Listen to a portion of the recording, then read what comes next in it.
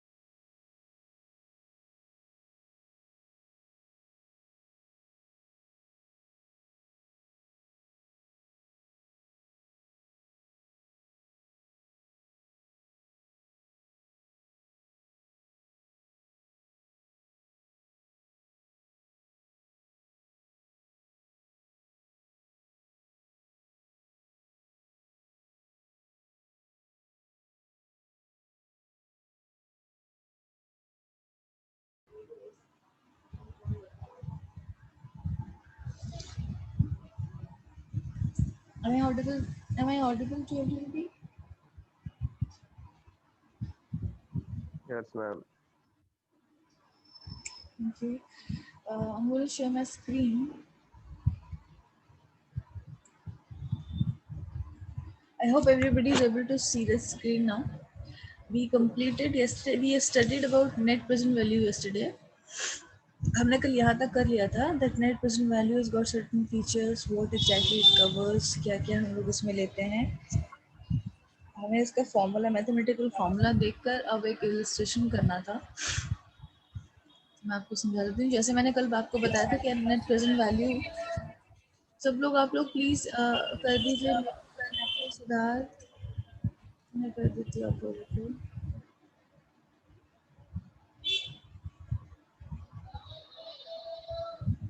Okay. तो net present value जो है ये एक न्यू या मॉडर्न टेक्निक है. टाइम वैल्यू ऑफ मनी को कंसिडर करता है और सबसे ज़्यादा यूज यही होता है आज के टाइम में.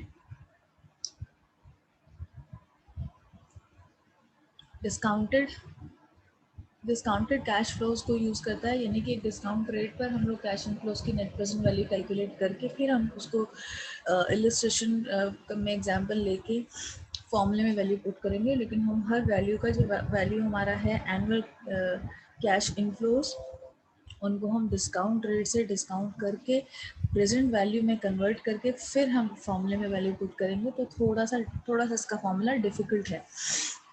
Like formula is easy, but converting those annual cash inflows into discount through discounted rate into present value वो थोड़ा difficult है. जनरली हमें क्या करना है इसमें कि हमें टोटल जो भी कैश इनफ्लोज आएंगी और टोटल कैश आउटफ्लो जो इन्वेस्टमेंट अमाउंट होता है एक बार हम करते हैं उसमें से लेस कर देना है इनफ्लोज में से उसको. लेकिन वो दोनों अमाउंट हमारे पास डिस्काउंटेड होने चाहिए. डिस्काउंटेड का मतलब जो इन्वेस्टमेंट हम करने वाले हैं, अगर हम क्योंकि हम प्रोजेक्ट में अभी आज तो इन्वेस्टमेंट नहीं कर रहे, अभी तो हम एनालिसिस कर रहे हैं. तो प्रोजेक्ट में इन्वेस्टमेंट अगर हम 6 महीने बाद या 1 साल बाद करने वाले हैं तो उस इन्वेस्टमेंट की भी वैल्यू आज के हिसाब से कैलकुलेट करेंगे.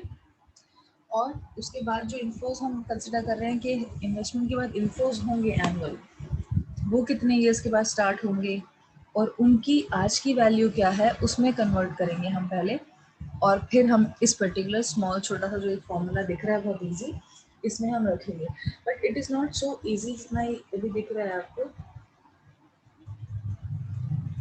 इस पर्टिकुलर मेथड में क्या क्या स्टेप्स इन्वॉल्व हैं वो भी मैंने इसलिए बनाया है इसमें कि क्या क्या हमें करना चाहिए. पहले हम क्या करेंगे, देन हम क्या कैलकुलेट करेंगे, उसके बाद हमें कैसे क्या करना है. सो देयर आर 3-4 स्टेप्स जो कि हम स्टेप वाइज अगर चलेंगे तो इस पर्टिकुलर फॉर्मूले में हमें जो वैल्यूज़ रखनी है वो हम कैलकुलेट कर पाएंगे. और इसमें इस फॉर्मूले में आपको ये ध्यान रखना है कि जो हम कैश इनफ्लोज ले रहे हैं वो हम बिफोर डेप्रिसिएशन ले रहे हैं और आफ्टर टैक्स ले रहे हैं. ओके.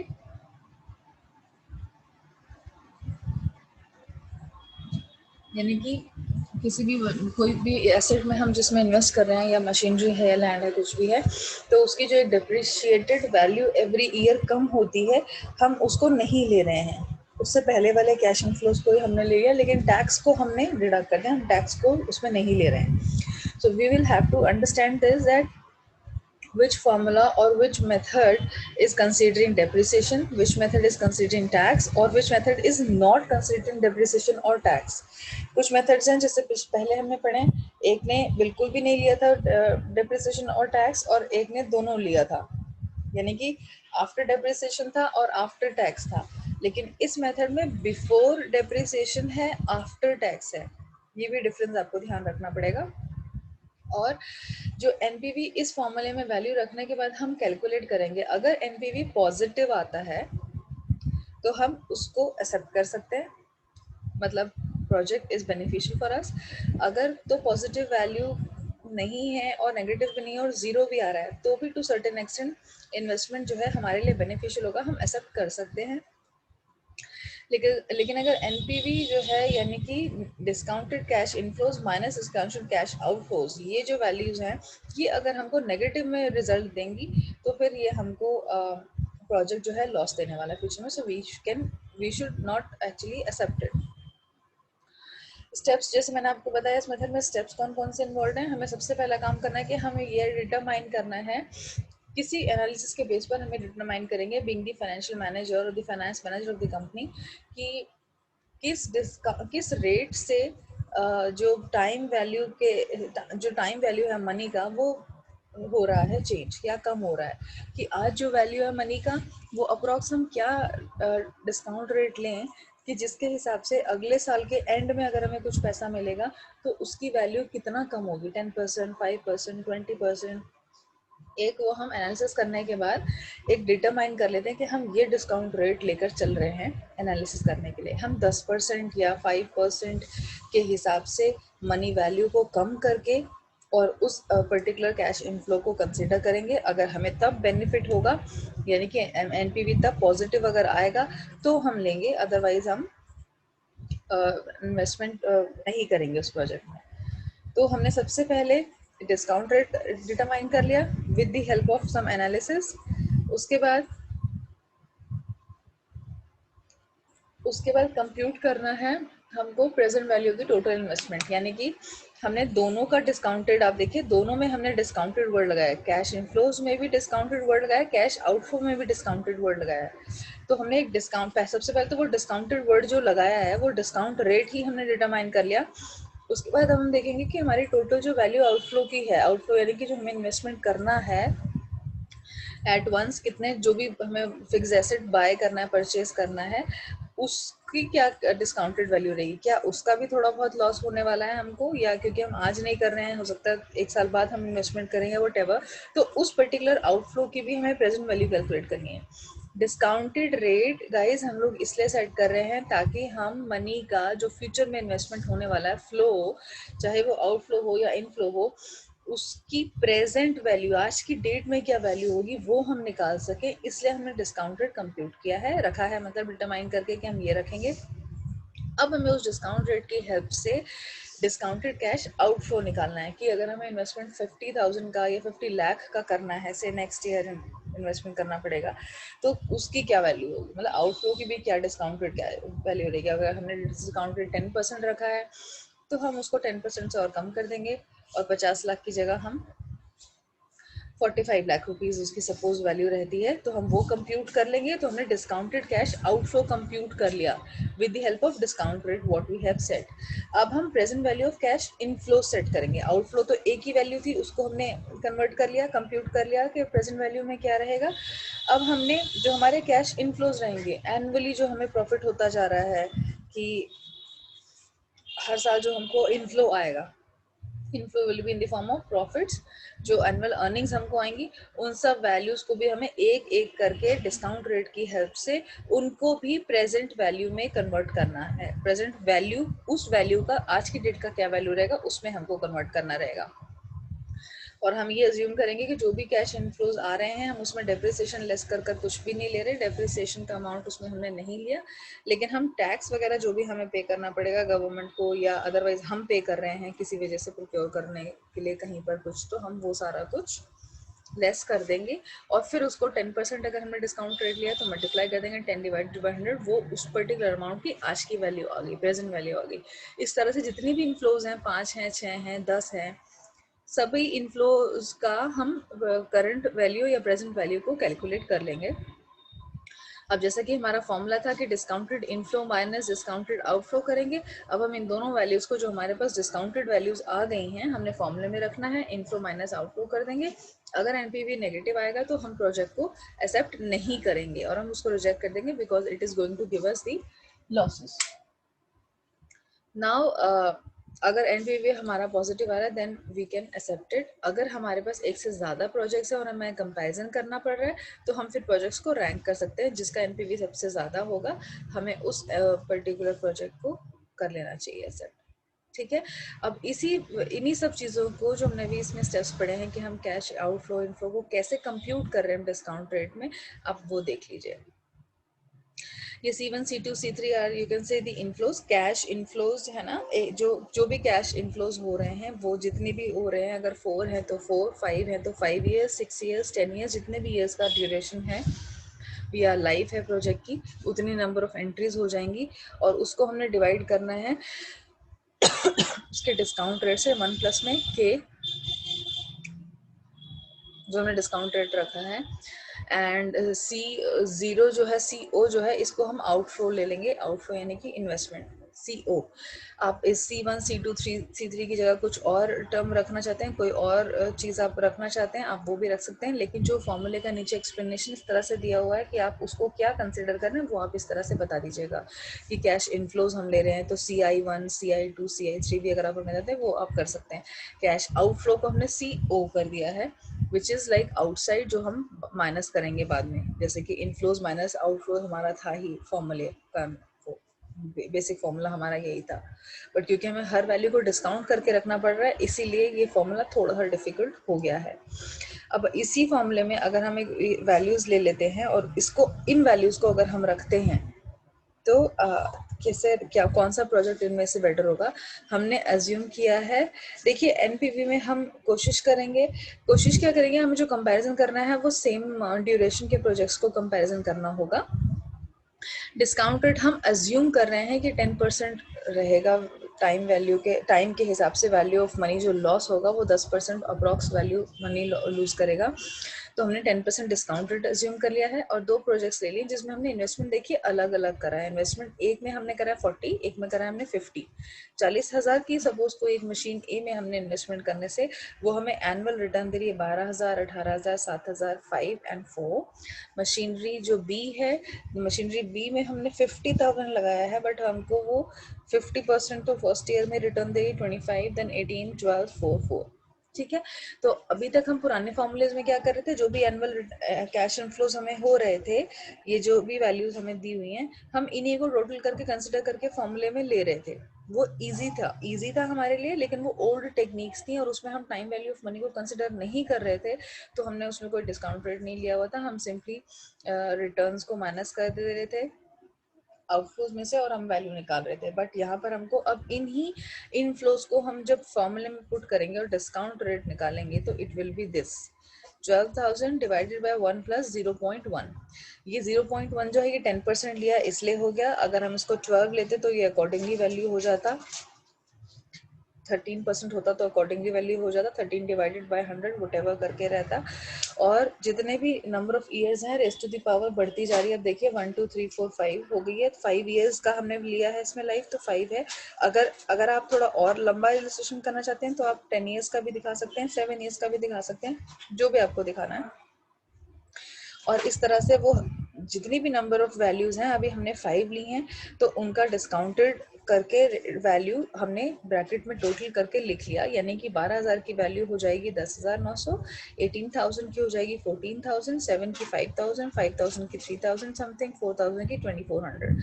अब जो हमने पुराने फॉर्मूलेज में इजीली सिर्फ इन्हीं का टोटल कर लिया था, अब हमें इनका टोटल ना करके इनको इस पर्टिकुलर वैल्यू में पहले कैलकुलेट करना है और फिर इनका टोटल करना है। You might carry the calculator guys for doing these calculation, small calculation, ताकि आपका टाइम वेस्ट ना, ऑल्दो बहुत ज़्यादा डिफिकल्ट नहीं है ये, बट फिर भी अगर आप इस इलस्ट्रेशन में 5 मिनट भी अपने वेस्ट करते हैं एग्जाम के तो वो मैटर करेगा। तो आप सिंपल वाले calculators I think universities allow करती हैं, please check it with the management पहले, and then you carry the calculators for doing these small और simple calculations in the examination also, university exams में भी, ताकि आप अपना टाइम सेव कर सके। और आप इन वैल्यूज को जरूरी नहीं जो मैंने ली है यहाँ पे 12, 18, 7 इसको लर्न करें, आप कोई भी वैल्यूज ले सकते हैं, बस मैथमेटिकल कैलकुलेशन जैसे मैंने पहले भी बताया वो ठीक होनी चाहिए। 40 की जगह आप 30 लेना चाहते हैं, 50 लेना चाहते हैं, वो आप ले सकते हैं। जो अर्निंग्स हैं एनुअल वो भी अगर आप चेंज करना चाहते हैं आप वो भी कर सकते हैं। सिर्फ इन वैल्यूज को रखने के बाद अब जो फॉर्मूले में हमने फॉर्मूला रख दिया है, मैथमेटिकल कैलकुलेशन जो बेसिक है, बेसिक मैथ्स को देख लीजिएगा बस कि आप वो ठीक कर रहे हैं जो आप वैल्यूज अज्यूम कर रहे हैं उनके हिसाब से। हमने टोटल डिस्काउंटेड इनफ्लोज टोटल कर लिया और माइनस करना है हमको आउटफ्लो से 40,000 जो था, तो 40,000 हमने वहाँ बाहर रखा हुआ है ब्रैकेट, हम टोटल करेंगे 36, यानी कि जो भी इनफ्लोज आई हैं, आप देखिए अगर हम इसमें टाइम वैल्यू ऑफ मनी नहीं लेते तो 12 + 18 + 7 + 5 + 4 ये टोटल अगर हम करेंगे तो हमारा 40, तो हमारा बेनिफिट होगा, हमें दिख रहा है कि नहीं बेनिफिट हो जाएगा, लेकिन टाइम वैल्यू के हिसाब से तो वो 40,000 जो है वो वापस हमें मिला आकर 36,943 ही कम मिला। मतलब हमने 40 का इन्वेस्टमेंट किया और हमें इनफ्लोज मिल रही है 36,000, तो -305 यानी कि -3,000 का जो लॉस है, ये माइनस का मतलब वो ये लॉस है। हमने ऑब्वियसली 40,000 लगाया है, 36 वापस मिल रहा है, तो कोई प्रोजेक्ट हेल्पफुल थोड़ी है, हमारा तो लॉस ही हो गया। हम पैसा कहीं पर इन्वेस्ट कर रहे हैं और हमें लॉस मिल रहा है, तो this project is basically not acceptable, क्योंकि इसने वैल्यू ही माइनस में दे दिया हमको। अगर पॉजिटिव भी देता, जीरो थोड़ी बहुत भी कुछ वैल्यू पॉजिटिव देता तो हम इसको एक्सेप्ट कर लेते। अब हमने जो दूसरा इसमें मशीन बी लिया है जिसमें हमने 50,000 इन्वेस्टमेंट किया है, इसमें हम ब्रैकेट के बाहर 50,000 रखेंगे और ये जो वैल्यूज हैं 25, 18, 12, 4, 4 इनको अब हम डिस्काउंट में इनकी क्या वैल्यू हो जाएगी हम वो लेंगे। जैसे 25 की वैल्यू 22 हो जाएगी 10% के हिसाब से, 18 की हो जाएगी ये, 12 की हो जाएगी ये। हमने इस तरह से इनफ्लोज को फिर अब टोटल करके माइनस हम 50,000 कर रहे हैं, तो यानी कि जो इनफ्लोज बी ने हमको दिया 50,000 इन्वेस्ट करने से, जो इनफ्लोज डिस्काउंटेड रेट पर भी कैलकुलेट करने के बाद हमें इनफ्लोज मिला वो 51,800 मिल रहा है हमें, 835 इस पर्टिकुलर मशीनरी से। तो this project in comparison to A is much more beneficial and project E of course is not at all acceptable, क्योंकि उसकी वैल्यू एमपीवी जो वैल्यू आई है वो नेगेटिव आई है।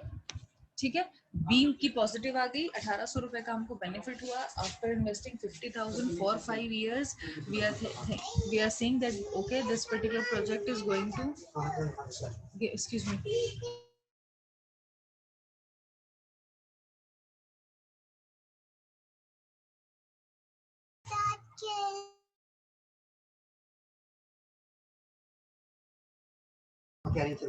Sorry for the interruption. तो हमारा एनपीवी टोटल जो हुआ, मशीन ए ने माइनस दिया, मशीन बी ने पॉजिटिव दिया, so machine B is best in order to comparison also, to compare also, and otherwise positive negative में भी B is better to be chosen for the investment which will be beneficial for us। ठीक है, ये दो examples और हैं। If you want to really calculate the values on your own for these particular things तो आप वो कर सकते हैं। बस आप इसमें ये देख लीजिएगा कि जो हमें लाइफ देखना है, जो हम लाइफ ऑफ द प्रोजेक्ट्स को अगर हम कंपेयर कर रहे हैं तो हम सेम ड्यूरेशन के प्रोजेक्ट्स को कंपेरिजन करें, और ऐसा नहीं हो कि मॉडल ए हमारे उसकी लाइफ 10 साल है और मॉडल बी की 5 साल है तो फिर हम कंपैरिजन कर रहे हैं। हाँ, इन्वेस्टमेंट अमाउंट डिफरेंट हो सकते हैं दोनों प्रोजेक्ट्स में, लेकिन लाइफ ड्यूरेशन जो है वो सेम रहे तो कंपैरिजन करना इजी होगा। एक और हो सकता है इसका वो सिनेरियो जिसमें कि हमें स्क्रैप वैल्यू भी कुछ मिल रही है। तो स्क्रैप वैल्यू भी आप इस तरह से ले सकते हैं कि एक इलस्ट्रेशन ये है जिसमें कि स्क्रैप वैल्यू प्रोजेक्ट एक्स हमको दे रहा है 1000 और प्रोजेक्ट वाई दे रहा है 2000। इस तरह से करके ये भी हमारा एक तरीके से scrap value positive in the sense कि हमारा प्रॉफिट ही हो जाता है लास्ट में। स्क्रैप वैल्यू कि हमने उस पर्टिकुलर मशीनरी को स्क्रैप में जब बेचा तो क्या मिला हमको। So it is also basically kind of earning to us कि end of the प्रोजेक्ट में लाइफ जो प्रोजेक्ट की ख़त्म हो गई या मशीनरी की लाइफ ख़त्म हो गई, जब वो हमें कुछ प्रोड्यूस कर नहीं देने वाली है, तब हमको एक स्क्रैप में हमने उसको बेच दिया तो हमको क्या वैल्यू दे रहा है, that is what scrap value is. It is also kind of a profit for us. ठीक है, तो इन दोनों इलस्ट्रेशंस को भी आप इस फॉर्मूले के थ्रू डिस्काउंट करके वैल्यूज़ को कैलकुलेट करने की कोशिश कर सकते हैं। अगर पॉजिटिव आएगा तो इट इज़ एक्सेप्टेबल, नेगेटिव आएगा तो इट इज़ नॉट एक्सेप्टेबल। या अगर दो प्रोजेक्ट्स का एग्जांपल लेते हैं जैसे एक्स वाई हो गया या ए बी हो गया, व्हाटएवर हो गया, तो उसमें फिर आप कंपैरिजन भी करके दिखा सकते हैं। कंपैरिजन करके दिखा सकते हैं, जिसका भी एनपीवी ज़्यादा होगा वो will be better to choose और टू एक्सेप्ट। नाउ जैसे हम हर मेथड के एडवांटेजेस डिसएडवांटेजेस कवर कर रहे हैं, एनपीवी के एडवांटेजेस यही हैं कि time value of money consider कर रहे हैं। तो इसके आगे हम दो मेथड और पढ़ने वाले हैं, वो भी मॉडर्न टेक्निक्स हैं। तो मॉडर्न टेक्निक्स, तीनों ही मॉडर्न टेक्निक्स का हम एडवांटेज एक तो डाल यही सकते हैं कि it considers time value of money. Time value of money तीनों मॉडर्न टेक्निक्स में हम ले रहे हैं, डिस्काउंटेड रेट हमको लेना ही पड़ेगा। Okay, then converting future cash inflows to discounted present value। जितनी भी इनफ्लोज हैं, हमने हर इनफ्लो का आपने देखा फॉर्मूले में, हमने डिस्काउंट रेट के हिसाब से उसको आज की वैल्यू में कन्वर्ट करके ही लिया है, प्रेजेंट वैल्यू में कन्वर्ट किया है हमने। ये एक इसका एडवांटेज है। दूसरा एडवांटेज एक ये भी है कि ये जो मेथड है सारे ईयर्स की इनफ्लोज को कंसिडर कर रहा है, सभी का, चाहे वो 5 इयर्स का प्रोजेक्ट है या 10 इयर्स का प्रोजेक्ट हम कंपेयर कर रहे हैं या कंसिडर कर रहे हैं, सारे कैश इनफ्लोज को हम ले रहे हैं। जितने भी साल का लाइफ है टोटल, हम उतने ही नंबर ऑफ इनफ्लोज को प्रेजेंट वैल्यू में कन्वर्ट करेंगे और फिर हम टोटल करके उसको आउटफ्लोज में से माइनस करेंगे। तो ये इसका एक बेनिफिट है, क्योंकि उससे पुराने जो मेथड्स थे हमारे वो हमें सारे ईयर्स का हम इनफ्लोज नहीं ले रहे थे। जैसे पे बैक पीरियड मेथड में था, हम पीरियड कैलकुलेट कर रहे थे, 3 इयर्स 4 इयर्स जितने भी टाइम में हमारा मेथड के थ्रू वापस आ रहा था पैसा, हम सिर्फ वो कैलकुलेट कर रहे थे। उसके बाद के इनफ्लोज को हम कंसिडर नहीं कर रहे थे, हालांकि हमें करना चाहिए, क्योंकि प्रोजेक्ट तो जब तक चल रहा है तभी तक हमको बेनिफिट देता रहेगा। तो ये एंटायर लेता है कैश इनफ्लोज। ये भी बेनिफिट सभी मॉडर्न टेक्निक्स का हो जाएगा, जो आगे भी दो आने वाली है, P I and one more IRR। Can be estimated and compare to take a decision. इसमें हम कंपैरिजन भी कर सकते हैं अगर हमारे पास एक से ज़्यादा प्रोजेक्ट्स में इन्वेस्टमेंट करने का ऑप्शन है, कि कोई ऐसा बिजनेस हम कर रहे हैं या ऐसे सिचुएशन पे है जहाँ पर हमें 2 3 4 जगह से ऑफर्स है कि आपको ये इन्वेस्टमेंट कर दीजिए, आप यहाँ पर इन्वेस्टमेंट कर सकते हैं, या हम कोई फिक्स्ड एसेट ही इस तरह का हम परचेज कर रहे हैं कि हमारे पास अवेलेबिलिटी है मशीनरीज की, 3 4 5 मशीनरीज की अवेलेबिलिटी और सबकी लाइफ सेम है, तो हम कंपैरिजन भी कर सकते हैं। और अगर एक ही प्रोजेक्ट है तो और उसमें हमने वैल्यू को कैलकुलेट करके पॉजिटिव आ रहा है तो हम एक को भी एक्सेप्ट कर सकते हैं, और अगर नंबर ऑफ प्रोजेक्ट्स हैं तो हम कंपेयर भी कर सकते हैं। दोनों चीज़ों का बेनिफिट इस मेथड से भी है। और ये बेस करता है प्रॉफिटेबिलिटी और लिक्विडिटी पे। लिक्विडिटी ऑफ कोर्स कि जो भी इनफ्लोज आ रहे हैं, लिक्विडिटी तो वो है ही, इनफ्लोज आ रहे हैं, अगर हमारे पास कैश इनफ्लोज हो रहा है तो liquidity would be there. And profitability हम इस हिसाब से भी मैनेज कर रहे हैं इसमें कि हम फ्यूचर में आने वाले पैसे को आज में अगर देख रहे हैं तो हम उसको आज की वैल्यू में पहले कन्वर्ट करें, फिर हम उसको देख रहे हैं कि बेनिफिट होगा कि नहीं होगा। ऐसा नहीं है कि मतलब हमने आज 50,000 लगा दिया, क्योंकि हम पैसा जो लगा रहे हैं, जो आउटफ्लो हो रहा है वो तो आज के टाइम में हो गया और आज की वैल्यू के हिसाब से हो गया। तो ऑब्वियसली जो हमें फ्यूचर में बेनिफिट होने वाला है वो भी हमें आज की वैल्यू के हिसाब से ही हम कैलकुलेट करें, then it will give us the more realistic figure और the value to estimate the profit or to calculate the profit। Disadvantage इसका थोड़ा सा एक ये है कि थोड़ा सा डिफिकल्ट है इसका कंप्यूटेशन। जैसे हर एक वैल्यू को हमें प्रेजेंट वैल्यू में कन्वर्ट पहले करना पड़ रहा है। ऐसा नहीं है कि सिंपली हमने सारे इनफ्लोज को टोटल किया और आउटफ्लो से माइनस कर दिया, ऐसा नहीं है। It is not easy to appropriately determine the discount rate। Means जो हमने सबसे पहला हमारा जो स्टेप था डिटरमाइन द डिस्काउंट रेट, कि हम किस पर्टिकुलर रेट के हिसाब से वैल्यू ऑफ मनी को कम कर रहे हैं, वो डिटरमाइन करना हमारे लिए बहुत डिफिकल्ट है. कंप्यूटेशन इज डिफिकल्ट, बट उससे ज़्यादा मोर डिफिकल्ट एक फाइनेंस मैनेजर के लिए चैलेंज ये है कि वो कितना percentage of rate discount rate रखे जिससे कि वैल्यू को कम करके दिखाए ओवर द इनिशियल ईयर्स और रिजल्ट्स पॉजिटिव भी आए. एग्जैक्ट रेट तो कोई भी कैलकुलेट नहीं कर सकता because it is applicable for future and future is always uncertain, but depending upon certain analysis, the finance manager would somehow be able to determine some discount rate which will not exactly be appropriate but somehow related and little realistic, not exactly realistic. तो इसका ये disadvantage है कि appropriate तो determine कोई कर ही नहीं सकता discount rate. हमें नहीं पता फ्यूचर में ऐसा क्या हो जाएगा कि मनी ने कितना वैल्यू लूज करना है, right? So that is why it's a challenge for us. So this becomes a disadvantage of this method. Difficulty to estimate cash inflows due to uncertainties. अच्छा, ये सभी का भी हो सकता है, सिर्फ इसी का नहीं डिसएडवांटेज, ये सबका ही हो सकता है. हम किसी भी प्रोजेक्ट में इन्वेस्टमेंट कर रहे हैं, हम एस्टिमेट तो लगा लेते हैं, ठीक है फर्स्ट ईयर में ये इतना पैसा देगा, या प्रोजेक्ट सेकेंड ईयर में इतना देगा, बट ये हम करंट सिचुएशन की बात तो नहीं कर रहे हैं. आज में पैसा हमें मिला थोड़ी है, मिलेगा फ्यूचर में अपकमिंग ईयर्स में. So we can only estimate that whatever cash inflows will be coming, but because of the uncertainty, uncertain factors of the future which will be affecting the cash inflows, हमारे लिए ये भी difficult है कि exact cash inflows को estimate करना. हो सकता है ऊपर नीचे इन्फ्लोज भी हो जाएंगे. हम आज सोच रहे हैं कि थर्ड ईयर हमको 50,000 देगा या 5,000 देगा, तो वो 5 की जगह 4 भी हो सकता है, 5 की जगह 6 भी हो सकता है. We have no idea, but estimate लगाना, वो थोड़ा सा रियलिस्टिक एस्टिमेट लगाना इज लिटिल डिफिकल्ट. एनपीवी में किसी को कुछ इश्यूज हैं तो बताइए.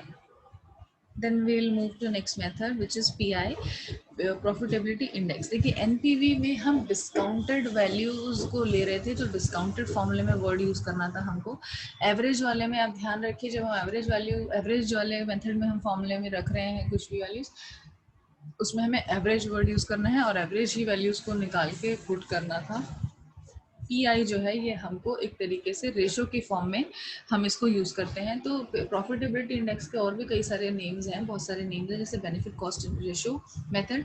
तो जिस भी मेथड में इसके अलावा प्रॉफिटेबिलिटी इंडेक्स मेथड में कोई भी नेम से अगर रेशो लग जाता है, तो रेशो का मतलब हम प्रॉफिटेबिलिटी इंडेक्स की बात कर रहे हैं. जैसे कि सेकेंड वाले सेंटेंस में देखिए, यहाँ पे PI is also known as profitability investment ratio, PIR या वीआईआर वैल्यू इन्वेस्टमेंट रेशो, ये सब चीजें वो देखेगा. मतलब नेम्स हैं ये different by which this pi method is also known, and it always considers the relationship between the costs and the benefits. Cost and benefits का वही मतलब होता है inflows and outflows को किस रेशो में हमने वो करा है, यूज करा है, या हमने किस रेशो में इन्वेस्ट कर रहे हैं, हम आउटफ्लो कितना रहेगा, इनफ्लो कितना रहेगा. This basically is an index that tells us that. So basically an index that attempts to identify the relationship between the cost, या फिर आप यहाँ पर आउटफ्लो भी कर सकते हैं, and the benefits of a proposed project. Benefits यानी कि inflows of a proposed project through the use of a ratio. Ratio will always be in the form of this, that this is 7:3, 70:30, whatever वे. ठीक है. सो ये हो गया. अब इसका basically क्या फॉर्मूला है, इसमें हम प्रेजेंट वैल्यू वर्ड यूज कर रहे हैं, वहाँ पर हम डिस्काउंटेड वैल्यू यूज करते हैं. Discounted value and present value मोर और लेस आर सेम, बिकॉज हम किसी भी वैल्यू का आज की डेट में अगर डिस्काउंट करके प्रेजेंट वैल्यू निकालते हैं, सो that is present value money. ये मेथड भी टाइम वैल्यू ऑफ मनी को कैलकुलेट अज्यूम करता है और कंसिडर करता है, इसीलिए हम प्रेजेंट वैल्यू लिख रहे हैं. इनफ्लो को हम आउटफ्लो से डिवाइड कर देंगे, तो कोई ना कोई वैल्यू जो आएगी ना, वो या तो 1 आएगी, या 1 से लेस आएगी, या 1 से ऊपर आएगी. तो अगर 1 से ऊपर आ रही है, प्लस में आ रही है, तो बहुत ही अच्छा है, प्रोजेक्ट एक्सेप्ट कर लेना चाहिए. अगर वैल्यू हमारी जो है ग्रेटर देन 1 आ रही, तो और 1 भी आ रही है, तो हमें एक्सेप्ट कर लेना चाहिए. लेस देन 1 आती है तो हमें एक्सेप्ट नहीं करना चाहिए. लेस देन 1 का मतलब हो सकता है जैसे 0.5, 0.8, 0.2 whatever, या 0 या माइनस में भी अगर चलेगी, तो हमें इसको एक्सेप्ट नहीं करना है. तो देखिए ये कब होगा, present value of cash inflow. Suppose total करके हम इनफ्लोज हमारे पास आ रहा है 50,000, और आउटफ्लो प्रेजेंट हमने जो किया, आउटफ्लो यानी कि इन्वेस्ट किया, वो हमने किया 45,000. तो ऑब्वियसली जब हमने आउटफ्लो कम किया है और इनफ्लो हमारा ज्यादा आया है, उस सिचुएशन में ही वैल्यू पॉजिटिव आएगी ना। 50,000 डिवाइडेड बाय 45 जब हम करेंगे तो वो 1 प्लस ही आएगी वैल्यू, मतलब प्लस में आएगी वैल्यू कुछ ना कुछ, तो हम उसको एक्सेप्ट कर सकते हैं। यानी कि जब हमारा present value of cash inflow ज्यादा होगा present value of cash outflow से, तो ही हमारे पास ऐसी सिचुएशन आएगी जिसमें कि हम प्रोजेक्ट को एक्सेप्ट कर सकते हैं। ठीक है, फॉर एग्जाम्पल आउटफ्लो हमने लिया, आउटफ्लो को हम माइनस में इसलिए दिखा रहे हैं क्योंकि आउटफ्लो को माइनस में दिखा रहे हैं। आप ये देखिए, outflows are basically the investment which we are making, ठीक है, 444 55 वटेवर, और इनफ्लोज हमारी इस तरह से होती जा रही हैं और हमने डिस्काउंट रेट 12% लिया है। तब हम इस पर्टिकुलर फॉर्मूले में अगर प्रेजेंट वैल्यूज को कैलकुलेट करके हम कंसिडर करेंगे तो हमारा क्या आएगा आंसर, आप वो देख सकते हैं। अगर वो 1 प्लस आएगा, 1 से ग्रेटर या 1 आएगा, तो दिस पर्टिकुलर सिचुएशन के साथ हम प्रोजेक्ट को एक्सेप्ट करने की कोशिश कर सकते हैं। या डिफरेंट प्रोजेक्ट्स हमारे पास 4 जिनकी ड्यूरेशन सेम ही है, तो हम उसमें से ये भी रैंकिंग भी कर सकते हैं कौन सा प्रोजेक्ट इज बेटर, जिसकी हाईएस्ट वैल्यू आएगी that will be best, that will be at the top. Advantages इस मेथड के हैं, हम पढ़ लेते हैं। अच्छा, एक और चीज़ मुझे आपको, चलिए मैं पीआई कंप्लीट करती हूँ उसके बाद आपको बताती हूँ। Pi also considers the time value of money, जैसे मैंने आपको बताया time value of money consider करता है। ऑल द कैश इनफ्लोज ये भी कंसिडर कर रहा है, बीइंग द मॉडर्न टेक्निक, ये भी मॉडर्न टेक्निक ही है जैसे एनपीवी मॉडर्न टेक्निक था। Pi makes the right choice in the case of the different amount of cash outflows of different project। यानी कि जो भी A B C D different projects थे, हमारे पास 4 प्रोजेक्ट्स थे और उनका आउटले अगर डिफरेंट भी है, मतलब आउटले इन द सेंस कि जो हम इन्वेस्टमेंट कर रहे हैं, इन्वेस्टमेंट या आउटफ्लो जो हो रहा है वो अगर डिफरेंट अमाउंट्स है तो भी हम कंपैरिजन कर पाते हैं। और ये एग्जैक्ट रेट ऑफ रिटर्न हमें किसी प्रोजेक्ट का देता है। रेशो वाइज कैलकुलेट कर रहे हैं ना, वन टोटल आना चाहिए, दोनों का टोटल जो भी है वैल्यू शुड बी 1 प्लस और 1 ग्रेटर वटेवर। तो ये हमें exact rate of return of the project देता है, एक्सेप्टेबल है नहीं है, जीरो है या 1 है, वटेवर। अगर 1 से लेस आ रहा है तो हमें anyhow we can always reject it and we don't even need to compare. Disadvantages ये हो गए कि it is difficult to understand the interest rate और द डिस्काउंट रेट, वही कि हमें टाइम वैल्यू ऑफ मनी के को कैलकुलेट करने के लिए या प्रेजेंट वैल्यू को जो हम कैलकुलेट कर रहे हैं डिस्काउंट रेट, इसका भी डिटरमाइन करना डिफिकल्ट है। जहाँ पर भी तीनों फॉर्मूले के, तीनों ही मेथड्स का आप ये डिसएडवांटेज डाल सकते हैं मॉडर्न टेक्निक्स का कि इसका डिस्काउंट रेट डिटरमाइन करना थोड़ा डिफिकल्ट होता है, और तीनों में एडवांटेजेस डाल सकते हैं कि टाइम वैल्यू ऑफ मनी को कंसिडर करता है तो उसका ये बेनिफिट है। ठीक है, लेकिन अगर डिफरेंट पीरियड ऑफ लाइफ के प्रोजेक्ट्स हैं तो फिर ये नहीं कंसिडर करना। डिफरेंट इन्वेस्टमेंट्स कर अमाउंट में है करने में प्रोजेक्ट्स, तो हम उनको कंपैरिजन कर सकते हैं। लेकिन the projects having different life period, different period of life, यानी कि 5 है एक का लाइफ और एक का 10 है, तो उसको कंपैरिजन करना, कंपैरिजन नहीं कर पाएंगे हम। इंडिविजुअली हम कैलकुलेट करके डिसाइड कर सकते हैं कि एक्सेप्ट करें या रिजेक्ट करें। दोनों का अगर वैल्यू 1 प्लस आ रहा है तो हम एक्सेप्टेबल है, लेकिन रैंकिंग फिर नहीं कर पाएंगे क्योंकि टाइम ड्यूरेशन के हिसाब से वो हमें कंपैरिजन नहीं कर पाएंगे हम उसमें। हमें अभी क्या करना है गाइस, मैं आपको ग्रुप में ही डाल दूंगी वो चीज़, जैसे मैं असाइनमेंट्स भी दे रही हूँ, मैं नेक्स्ट असाइनमेंट भी आपको देने वाली हूँ। तो अभी एक असाइनमेंट के अलावा हमें जो काम करना है वो हमें मल्टीपल चॉइस क्वेश्चन करना है। तो मैं एक क्वेश्चन प्रिपेयर करने वाली हूँ जिसमें कि मोर और less I will be giving you 20 objective questions या मल्टीपल चॉइस क्वेश्चंस। ऐसा एक छोटा क्वेश्चन होगा कोई भी, एंड उसका 4 ऑप्शंस होंगे उसके, और 4 ऑप्शंस में से कोई एक ऑप्शन करेक्ट उसका आंसर होगा। You will be doing it, so you will be taking that test. अब वो टेस्ट जो होगा वो ऑनलाइन टेस्ट होगा which will be conducted by me online, and it time duration will maximum be 15 minutes for 20 questions, क्योंकि आपको सिर्फ टिक करना है उसमें ऑप्शंस को चूज करके। तो जब भी मैं आपको ये क्वेश्चन देने वाली होंगी, मैं आपको एक दिन पहले ग्रुप में बता दूंगी that tomorrow will be that test, tomorrow will be that multiple choice questions test. You guys have to make yourself free at that time. मैं टाइम भी आपको बता दूंगी, बट ड्यूरेशन ज़्यादा से ज़्यादा 15 मिनट का होगा। और वो एक पीडीएफ मैं आपको शेयर करूंगी जो कि क्वेश्चन पेपर होगा, जिसमें कि आपको वो क्वेश्चंस और ऑप्शन सब मिल जाएंगे. You can see what you will have to do is, आपको उस पर्टिकुलर, तो मैं आपको वो वर्ड में दे दूंगी. आप क्लियरली उसमें क्या करना होगा आपको कि आप उस जो आंसर होगा उसको आप या तो हाईलाइट कर दीजिएगा येलो से या बोल्ड कर दीजिएगा, whatever way you want to show it. और उसको आपको 15 मिनट्स में अटेम्प्ट करने के बाद मुझे वो आपको तभी मेल करना होगा. फॉर एग्जांपल मैं आपको आज ग्रुप में मैसेज कर रही हूँ कि कल हम लोग का 3 o'clock टेस्ट होगा या 5 o'clock टेस्ट होगा. हम लोग ये आफ्टर क्लास ही करेंगे. तो आप लोग आई थिंक 5 o'clock तक फ्री हो जाते हैं, 4 o'clock तक फ्री हो जाते हैं with all the classes, 4-5 whatever. तो हम एक दिन रख लेंगे फ्राइडे का या मे बी सैटरडे का, और उस दिन हम लोग क्लास टेस्ट वो लेंगे. और मैंने आपको कल का सपोज टाइम दे रही है, तो हम लोग को कल के लिए वो अवेलेबल रहना है. हमें मुश्किल से आधे घंटे के लिए अपने आप को फ्री करना है. उसके लिए मैं आपको 3 o'clock सपोज टाइम देती हूँ, तो शार्प मैं 3 o'clock आपको वो एक क्वेश्चन पेपर शेयर कर दूंगी ग्रुप में. और आप उसको डाउनलोड करके उसको जैसे भी आप या तो हाईलाइट करके ऑप्शंस आप वो मतलब you have to do that question paper. आप डाउनलोड कर लीजिएगा, उसको मेल कर लीजिएगा, जैसे भी करना है. और आप उसके आंसर्स को करके 15 मिनट्स का आपके पास टाइम है, तो आप 15 मिनट्स के बाद मुझे मेल पर वो दे देंगे.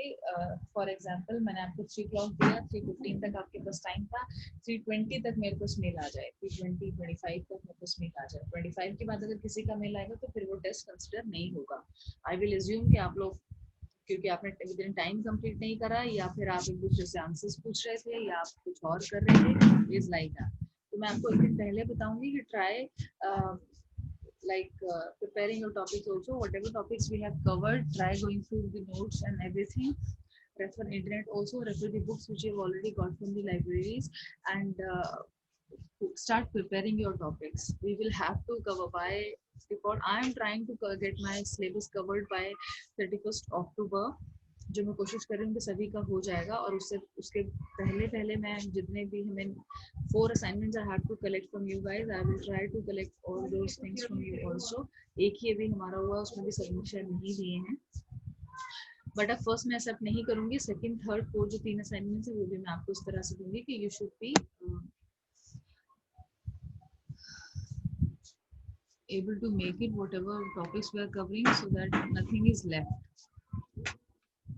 और बेसिक में आपको जो उसमें है, what do we say,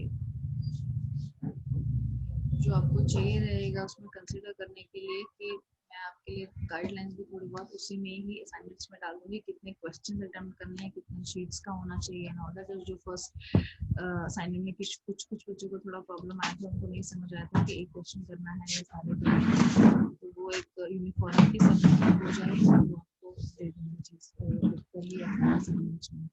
तो ये क्वेश्चन पेपर का आपको समझ आ गया. This will be happening any now any sooner, so start preparing for your subjects. And मैं आपको टॉपिक्स भी दे दूंगी वैसे तो, जब मुझे आपको टेस्ट कंडक्ट कराना होगा. But first I have to prepare that questionnaire and then only I will be able to give you the time. मैं आपको टॉपिक्स भी दे दूंगी कि whatever topics until today we have covered, we are going to cover everything in that test. किसी को इससे related कुछ क्वेश्चन है, या क्वेश्चन है जो मैंने बताया अभी मल्टीपल चॉइस क्वेश्चन जो आपका टेस्ट होगा उससे रिलेटेड कुछ क्वेश्चन है तो मुझे बताइए. मल्टीपल चॉइस क्वेश्चंस का टेस्ट जो है वो हमको एटलीस्ट 6 टेस्ट्स लेने हैं एक सेमेस्टर में, and almost 2 months are gone. अभी तक हमने एक भी नहीं लिया है. यूनिवर्सिटी के हिसाब से हमको 6 लेने हैं, and we will have to give the session, जैसे सेशनल्स होते थे वैसे इन सब की टोटल मार्किंग होकर हमें यूनिवर्सिटी भेजना होगा. Meeting is about to over. Next method जो है IRR वो मैं आपका नेक्स्ट उसमें कंप्लीट करूंगी. और we have completed until PI, and please start preparing for tests. Okay, all the best, happy weekend, bye.